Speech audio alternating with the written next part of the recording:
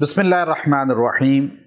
غربت، تنگ دستی اور بے برکتی یہ گھر سے نکل جائے، اس کے لیے ہر مرد عورت کوشش کرتا ہے، خواہش رکھتا ہے، لیکن کچھ چیزیں ایسی ہیں جو جس گھر کے اندر غربت، تنگ دستی، بے برکتی کو لے آتی ہیں۔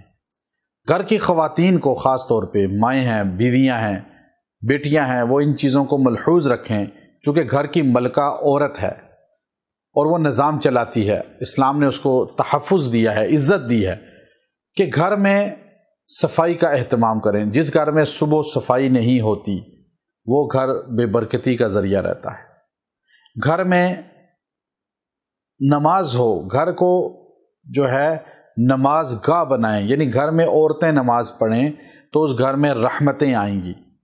گھر میں تصاویر آویزہ نہ کریں، کسی کی دیوار پہ، وال پہ کہیں تصویر نہ ہو، اور شام کے ٹائم اندھیرے میں گھر میں جھاڑو نہ پھیریں۔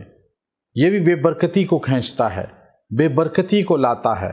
کچھ چیزیں حدیث میں منع ہوتی ہیں اور کچھ اکابر امت نے اپنے جو ہے مجربات کی وجہ سے منع فرمایا۔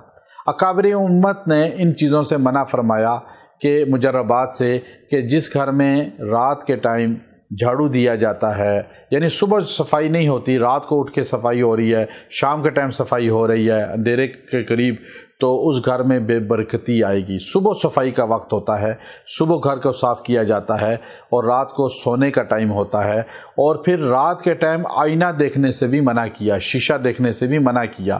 یہ بے برکتی کو لانے والے امور ہیں، اور اگر کبھی ضرورت پڑ جائے شام کو جھاڑو دینے کی، یا کبھی ضرورت پڑ جائے آئینہ دیکھنے کی، حرام نہیں ہے لیکن برکت کے لحاظ سے بہتر نہیں ہے۔